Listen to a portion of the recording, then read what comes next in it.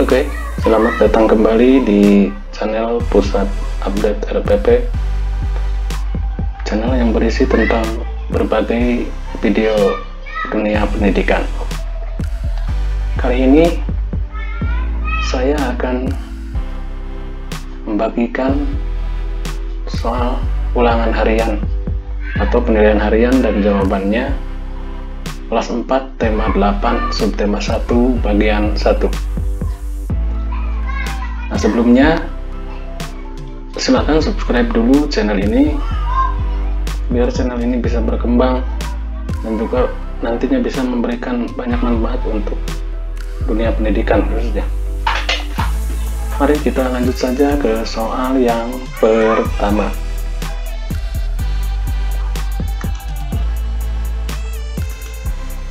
Nomor 1.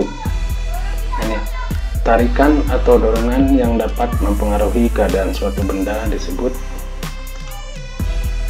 A. Gaya atau daya ya, B. Gaya, C. Energi, D. Usaha. Silakan lihat dulu soalnya. Tarikan atau dorongan yang dapat mempengaruhi keadaan suatu benda disebut, kita lihat jawabannya. Nah, gaya ya, jadi tarikan atau dorongan yang mengakibatkan benda bisa berubah keadaannya atau berpindah tempat atau bergerak, ini nanti disebut gaya. Baik, soal nomor 2.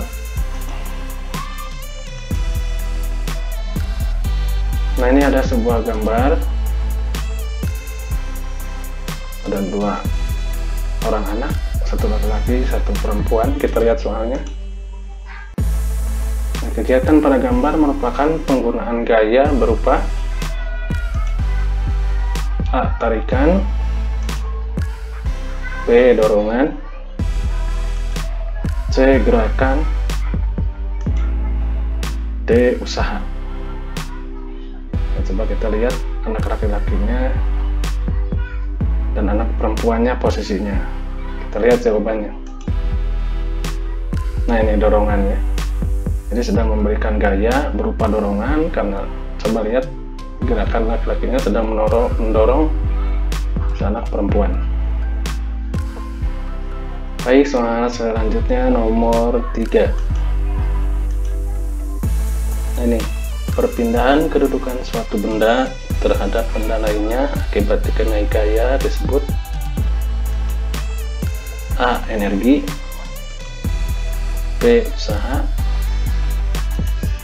C. Daya, D. Gerak.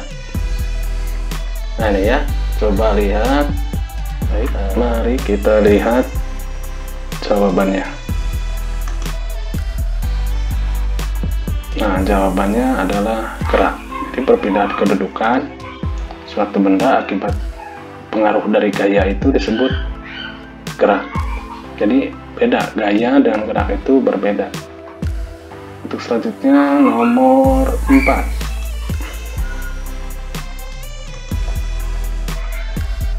Ini ada 2 buah gambar, gambar A dan B. Kita lihat pertanyaannya.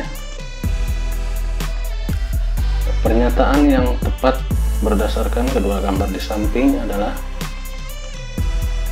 A. Gerakan meja pada gambar A lebih cepat,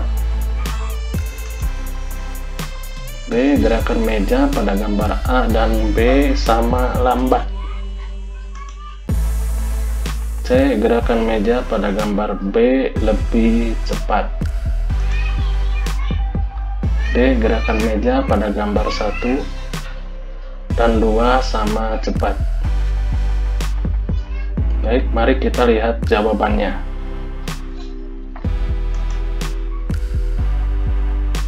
Nah, jawabannya adalah gerakan meja pada gambar B lebih cepat. Kita perhatikan, yang gambar A 1 orang mendorong meja, yang gambar B 2 orang mendorong meja, berarti gayanya 2 kali lipat. Pasti nanti kecepatannya juga bertambah atau gaya dorongnya juga bertambah 2 kali lipat sehingga lebih cepat. Selanjutnya nomor 5. Nah ini, jika gaya yang diberikan pada benda semakin besar, maka kecepatan gerak benda. Nah ini berhubungan dengan soal 4 tadi. Soal 4 tadi, semakin besar gaya yang diberikan, maka kecepatannya juga semakin A. lambat, B. cepat, C. tetap, D. menurun. Nah, jawabannya apa? Sudah pasti ya, jawabannya ini semakin cepat. Baik, soal selanjutnya nomor 6. Nah ini, cerita fiksi adalah A. cerita perjuangan pengarang, B. cerita pendek pengarang, C. cerita harian pengarang, D. cerita hayalan pengarang. Nah ini cerita fiksi. Coba kita lihat jawabannya.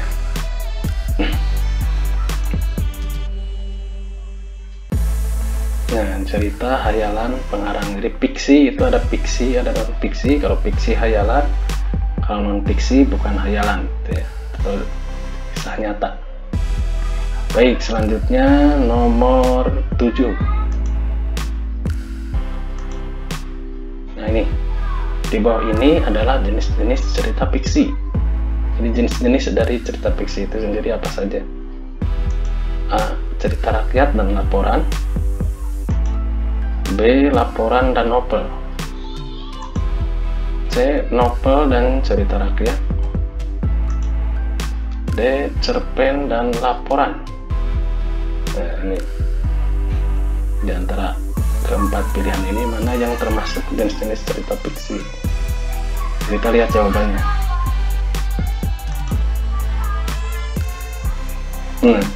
Jawabannya C. Kenapa? Kita lihat yang pilihan A, cerita rakyat, memang betul.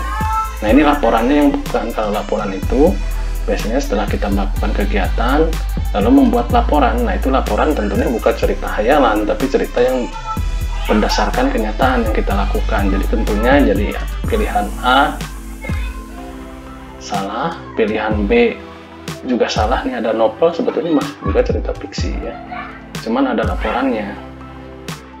Nah yang C baru novel dan cerita rakyat. Nah, yang D juga ada laporannya, salah juga. Jadi jawabannya C. Baik, soal selanjutnya nomor 8. Ini cerita rakyat, pelakunya berupa binatang yang dapat berperilaku seperti manusia disebut A. sage, B. legenda, C. fable, D. cerita jenaka. Nah ya, ini jenis-jenis cerita rakyat yang perilakunya menyerupai manusia. Ya, jadi pelaku-pelakunya binatang tapi berperilaku seperti manusia, seperti berbicara, gitu ya. Dan tindak tanduknya atau sifat-sifatnya mencerminkan seperti manusia. Jawabannya apa? Kita lihat. Nah ini fable ya. Jadi jawabannya fable. Nah ini berbagai macam cerita rakyat. Ada sage. Sage itu cerita yang mengisahkan tentang sikap kepahlawanan. Contohnya cerita si Pitung ya. Legenda itu berhubungan dengan asal-usul suatu tempat.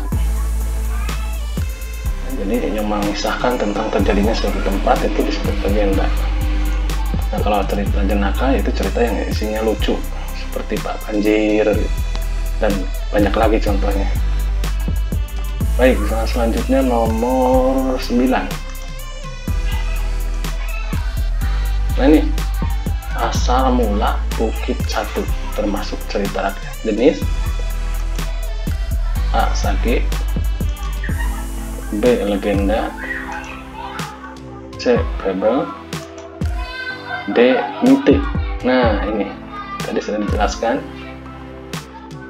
Coba jawabannya apa?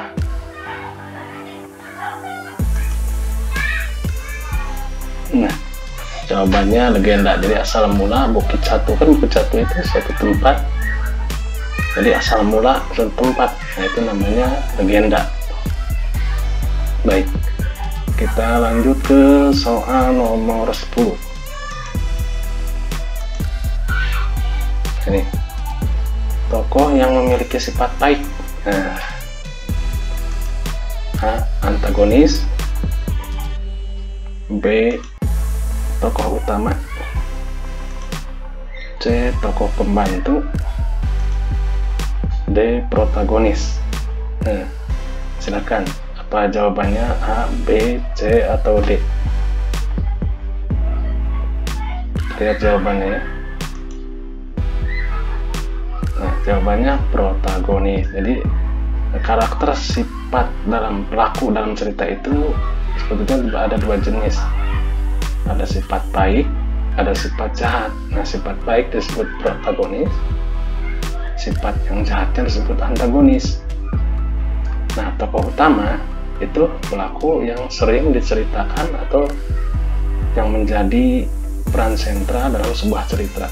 Nah, tokoh utama tentunya sifatnya kebanyakan protagonis ya, tapi tidak menutup kemungkinan dan ada juga cerita-cerita yang tokoh utamanya sifatnya antagonis. Terus tokoh pembantu ya pelaku yang muncul dalam cerita yang bukan merupakan tokoh utama. Jadi pemeran pembantu yaitu yang hadir dalam cerita tersebut tapi tidak sering diceritakan, itu tokoh pembantu. Baik, untuk soal selanjutnya nomor 11. Nah, nih, ciri yang melekat pada diri individu disebut keragaman individu, B. Ciri individu, C. Adat individu, D. Karakteristik individu. Nah, kita lihat jawabannya. Nah, jawabannya karakteristik individu. Jadi ciri yang melekat pada diri individu itu disebut karakteristik individu. Baik, selanjutnya nomor 12. Berikut yang merupakan contoh keragaman fisik, yaitu A. Warna kulit dan kegemaran, B. Warna kulit dan berat badan, C. Tinggi badan dan sifat, D. Berat badan dan kegemaran. Nah, kira-kira isinya apa ya di antara A, B, C, dan D? Kita lihat jawabannya. Nah, B jawabannya warna kulit dan berat badan. Jadi keragaman fisik. Jadi di negara kita ini terdiri berbagai keragaman. Ada keragaman fisik, keragaman suku, keragaman agama, keragaman kegemaran, keragaman sifat. Nah, ini keragaman fisik hubungannya dengan keadaan badan, tubuh ya, mulai dari bentuk rambut, tinggi badan, berat badan, warna kulit. Nah, itu termasuk keragaman fisik. Baik, selanjutnya nomor 13. Budi suka bermain kelereng, sementara Jaki suka bermain layang-layang atau bermain layangan. Hal tersebut di atas menunjukkan keragaman A. Fisik, B. Sifat, C. Kegemaran, D. Suku. Nah, apa nih jawabannya? Jawabannya ya kegemaran. Itu kan kalau hobi ya, bermain kelereng, layangan. Nah, ini menunjukkan tentang keragaman kegemaran. Tentunya di antara adik-adik semua berbeda pula ya hobinya atau kegemarannya. Ini soal ini menunjukkan tentang keragaman kegemaran. Baik, selanjutnya nomor 14. Nah, ini ada gambar. Kira-kira gambar apa ya? Nah, kita lihat soalnya. sifat individu berdasarkan gambar tersebut, yaitu, nah kita lihat gambarnya di sini, nanti kita bisa lihat sifat apa yang bisa dilihat pada gambar tersebut. A. Manja. B. Pemarah. C. Penolong. D. Rajin. Nah, jawabannya apa? Jawabannya penolong. Nah, ini ya. Jadi ini salah satu keragaman sifat. Ini patut dicontoh oleh kita semua ya. Ketika ada yang jatuh atau ada yang memerlukan bantuan, ya kita sebaiknya menolong sesuai dengan kemampuan kita. Saja kita lanjut ke nomor 15. Nih, manfaat adanya keragaman karakteristik individu di sekolah adalah A. Menumbuhkan sikap egois. B. Menumbuhkan sikap permusuhan. D. Menumbuhkan sikap sombong. D. Menumbuhkan sikap toleransi. Kita jawabannya apa? Ya, tentunya ya, menumbuhkan sikap toleransi. Jadi sikap toleransi itu bersedia menerima segala bentuk macam perbedaan dengan saling menghormati, saling menghargai. Ya, contohnya di sekolah adanya keragaman sifat, ada yang pemarah, ada yang pendiam. Nah, kita juga harus pintar-pintar memahami sifat masing-masing teman. Dan bukan dalam arti membiarkan memarahi teman gitu. Jadi memang punya karakter, setiap teman kita ini mempunyai berbagai macam perbedaan sifat. Jadi nantinya timbulnya akan ke sikap toleransi, sehingga ada manfaatnya. Jadi kalau namanya manfaat ya tentu hal-hal yang baik. Kalau egois kan permusuhan, sombong, itu sifat-sifat yang jelek. Baik, sampai di sini dulu. Mudah-mudahan soal ulangan harian ini khususnya untuk kelas 4 ya, tema 8 subtema 1 bisa bermanfaat untuk semuanya, tentunya untuk adik-adik siswa-siswi kelas 4 yang mungkin nanti bisa membantu untuk lebih memahami lagi materi-materi dalam tema 8 khususnya subtema 1. Terima kasih, sampai jumpa kembali nanti di video berikutnya.